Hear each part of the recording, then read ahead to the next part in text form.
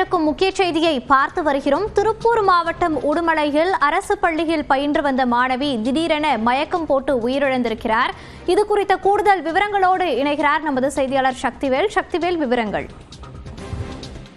மோனிஷா, அதாவது திருப்பூர் மாவட்டம் உடுமலை அருகே உள்ள அமராவதி நகர் பகுதி பழங்குடியின மாணவி உடுமலைப்பேட்டையில் அமைந்துள்ள பாரதியார் நூற்றாண்டு அரசு மேல்நிலைப் பள்ளியில் 12ஆம் வகுப்பு படித்து வந்துள்ளார். இந்த மாணவி அங்குள்ள அரசு சமூக நீதி விடுதியில் தங்கி படித்து வந்த நிலையில் இன்று மதியம் உணவை உட்கொண்டு மாணவி பள்ளி வகுப்பறைக்கு வந்த நிலையில் திடீரென மயங்கி விழுந்துள்ளார்.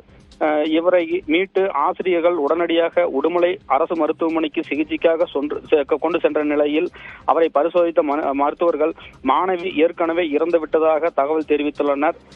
அரசு பள்ளியில் படிக்கும் தெரிவித்துள்ளனர். இதனால் அதிர்ச்சி அடைந்த மாணவி ஆசிரியர்கள் பெற்றோருக்கு தகவல் தெரிவித்துள்ளனர். அரசு பள்ளியில் படிக்கும் மாணவி தங்கும் விடுதியில் மதிய உணவு உட்கொண்டு வந்த நிலையில் வகுப்பறையில் மயங்கி விழுந்து உயிரிழந்த சம்பவம் அதிர்ச்சியை ஏற்படுத்தியுள்ளது. தற்போது சம்பவ இடத்திற்கு உடுமலை போலீசார் மற்றும் கோட்டாட்சியர் நேரில் சென்று விசாரணை மேற்கொண்டு வருகின்றனர். மோனிஷா,